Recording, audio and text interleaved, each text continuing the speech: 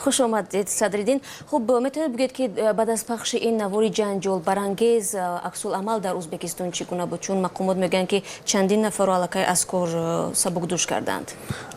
زیاده از 10 نفر ملازم های رایون و همده از ولایت از کار از کار گرفته شدند. این نواری که در کودکستان بچه‌هایی که تحقیق شکنجه میشن، تحقیق ظلم میشن، این خیلی نوار حالی در ازبکستان یگان بار نشر نشده بود.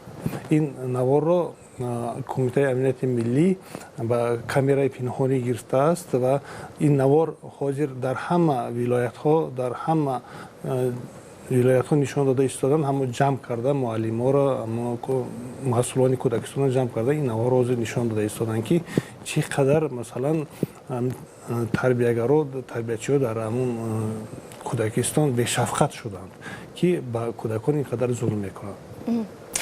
شاید در دیگر کودکستان و سنجش میگذارانند، معین میکنند که تا کجا جدا. حالا همین روز ما فهمیدیم در ولایت سرخندریا در زیاده از 20 کودکستان حالت هایی که همین خیلی حالت های بودن اونجا فهمیدند و این را آشکار کردند. همده با یک چیزی هست که همین کودکستان رو در وقت شبانه با اصلاحات خانه با فاحشه خانه تبدیل دادن. این چیزها هم آشکار شدند. حاضر این مسئله در حد وزارت معارف ازبکستان حل شده ایستاده است.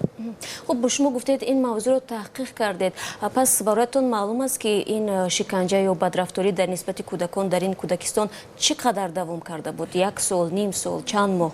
ما پدری بابای همون کودک یافتیم که در همون نوار هست، مثلا همون تربیتچی با کارت بابای چی میکند میترساند، بابای هوای کودک را یافتیم و گفت که این چیز بسیار وقت دوام شده است در همون کودکستان، مثلا در ممکن بین سالها باشد، ممکن بین 6 سال باشد.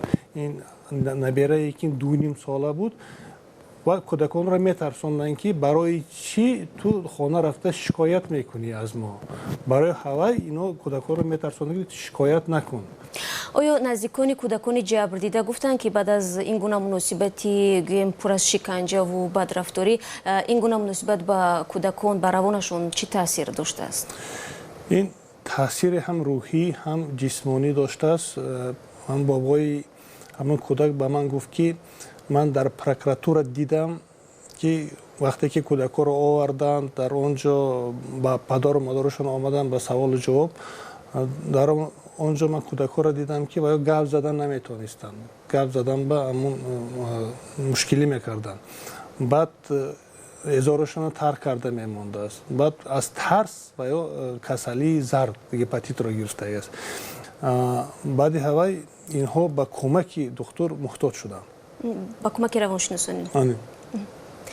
تشکر زیاد. یادآور میشم که به سوالای ما پاسخ دادند همکارمان از بخش ازبکی رادیو آزادی صدریدین اشرف. خوش آمدید بار دیگر. سلامت باشید.